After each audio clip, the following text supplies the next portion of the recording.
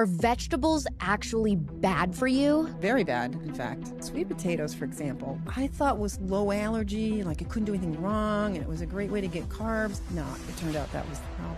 And they're full of chemicals. If you've heard clips like these and wondered if you're doing everything wrong with your health, if you're completely ruining your gut, in this video I'm going to explain exactly why the whole internet is obsessed with demonizing vegetables, where they are right and where they are completely way off. Hi everybody, my name is Selena from Wholeness Campaign. I help people heal their gut and get to the root of their chronic gut symptoms. So the main arguments that I'm hearing people give when it comes to why vegetables are so bad really comes down to three categories that I'm seeing. The first one being that vegetables have anti-nutrients, that they have defense chemicals like lectins and tannins, etc., that make it really hard to digest. And arguably in nature, we weren't supposed to be eating these things. Things like seeds, things like beans are a really good example of these, but particularly vegetables, they've got these defense chemicals, these anti-nutrients that hinder the absorption of minerals.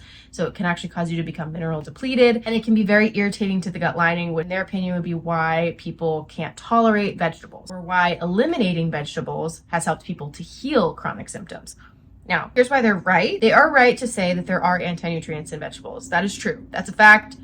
You can look it up. You can test these vegetables. They have these anti-nutrients in them, especially things like seeds and nuts. Where they are wrong is that these anti-nutrients can never be digested by the human body properly, that they can't be prepared properly. And really it's this whole black and white thinking of like, you can never have these foods because they've got this thing in them. I'm going to explain a little bit later as to how you can actually properly prepare these foods to make them much more easy to digest and actually mitigate almost all of the effects of these anti-nutrients. But they are right to say they're anti-nutrients. They're wrong to say that there's nothing you can do about them and you should just avoid them. The next really common reason that people demonize vegetables is because they have high fiber. Again, you guys know here on my channel that I'm not a super big fan of fiber. I don't think that it helps you to heal chronic gut symptoms, even for those who are constipated. I think it's not actually healing the root of constipation, but people are obsessed with fiber being this thing that feeds the gut bacteria. Anyway, they are right to say plants are high fiber. They are thus harder to digest and harder to actually break down. And so oftentimes people see fibrous foods actually in their stools after they've tried to digest it and it actually didn't fully digest. So it's not actually easily digestible. I think this is true. And I think this is actually a big argument for why I don't recommend fiber in the beginning of a healing journey, especially when you're in the early stages and you're very sensitive to foods, is that I think high fiber foods can be very irritating. I also see alongside this people saying that we have lower stomach acid than any other animal. And so the animals are supposed to eat the plants, but we're not supposed to eat the plants. And that's the whole same idea. It's just this fiber concept. What I think is wrong that this argument is missing is that you can actually increase your stomach acid. You can do lots of things that increase your stomach acid. And our modern world has done a lot to decrease stomach acid, which actually inherently makes it harder to digest fiber. Now, I'm not saying we were meant to tolerate like an entirely fiber-based diet. I think that's extreme. And I actually think people should stop doing that, quite frankly. But the fiber argument, again, valid to some degree. But I think when you get down to it, if your goal is actually to heal your gut, to restore your stomach acid, to actually get your digestion into an optimal place, get your microbiome so diverse that those microbes can actually digest the fiber, then we're talking about a completely different thing. You could actually get to the point where you could digest fiber and it's not this evil thing that's always going to mess with your body and cause chronic symptoms. And the third argument that I'm seeing is that it has minimal bioavailable nutrients. And basically what this means is that even if there's a nutritional value to the food, that it's not easy to actually assimilate from plants in the same way that we could from animal products. I think that is true. I think it is true that plants have much less bioavailable nutrients than animal products. I think that's just a fact. Actually, if you go ahead and look on just a simple Google search, they have less nutrients in general, but even less of it is actually getting absorbed into your body. It's just not in a super bioavailable form. Now, where I think they've gotten it wrong is that plants can never be in a bioavailable form. They can never be nutritionally optimal, and that's just wrong. So there are plenty of ways to unlock more nutrients from plants by sprouting, fermenting, doing all these ancestral practices that we once did to our plants to prepare them in order to be easy to digest and have much more nutritional quality than they would have if they were just simply eaten raw or picked off a shelf at the grocery store.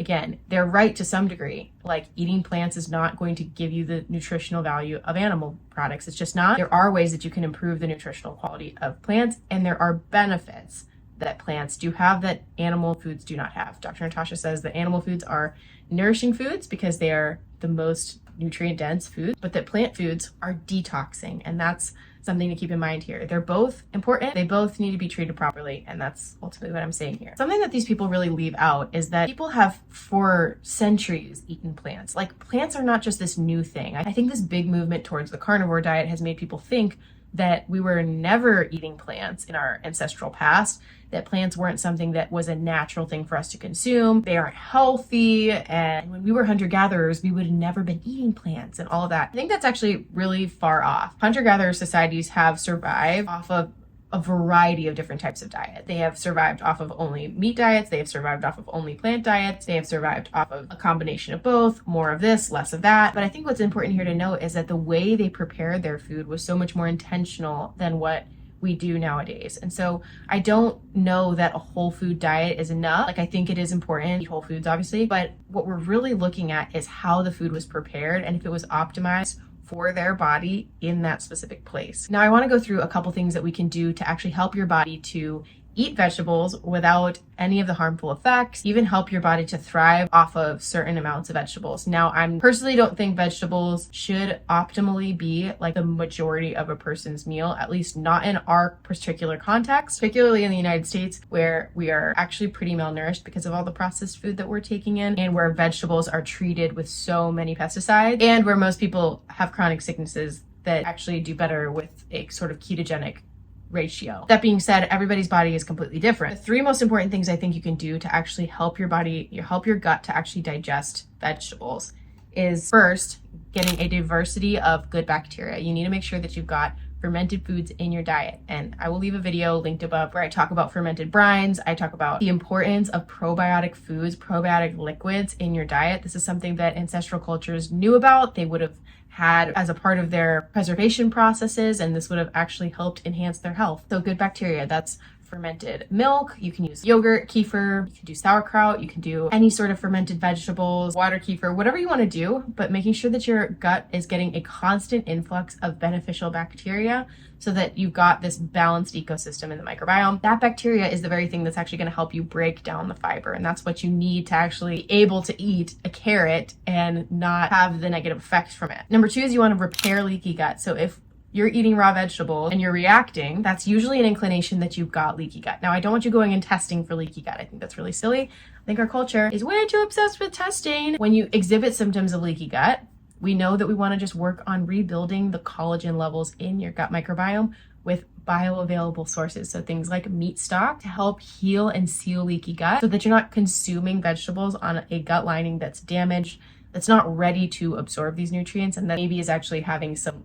leakage, causing some of this undigested food to go into the bloodstream and trigger God knows what. And the third thing, the thing that I think is the most important thing probably, is that you boost your stomach acid. And if you have reflux or you've experienced acid reflux, and probably think I'm crazy, but even with acid reflux, increase your stomach acid, not to decrease it. Decreasing it keeps you in the cycle of constantly needing to decrease it because your body actually wants to make it to help you to digest food. You actually need more of it. That's a sign that you need more of it because you've got pathogenic overgrowth in the stomach itself. And that's actually what's causing the acid reflux. But acidic environment, so an acidic stomach, is one of the most important things for actually digesting plant foods. You can go ahead and test the pH of a cow's stomach versus the human stomach, and you would know that the cow's stomach is so much more acidic, and that's why they eat grass and they have no problems. And this is again the argument, people saying humans have low stomach acid, so we shouldn't be eating plants. Not necessarily. You might just need to increase your stomach acid. You might need to eat foods that actually stimulate your stomach acid to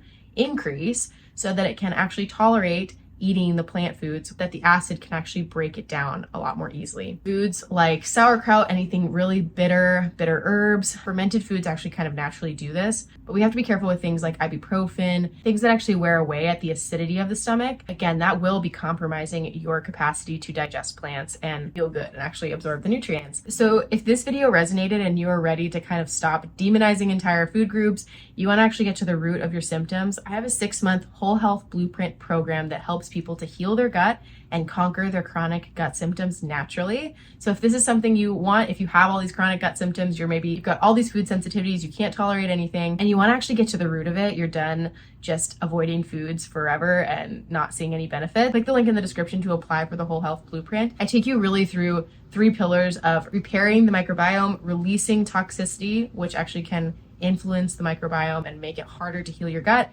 and regulating your nervous system so that your gut microbiome can be at an optimal level. So we're really gonna get into the weeds of using food as medicine, but if you're ready for that, the link is in the description box. Now, if you wanna get started healing your gut, the first place that you should start is by making meat stock. Meat stock is basically short cooked meaty bones in a pot with water and salt and a bunch of seasoning, and it tastes delicious. I have an awesome recipe up here on my channel that tastes like Lipton soup, I may say so myself. So if you wanna go ahead and check that out, I will leave a link right here for you to go ahead and get started. Thanks for watching, you guys.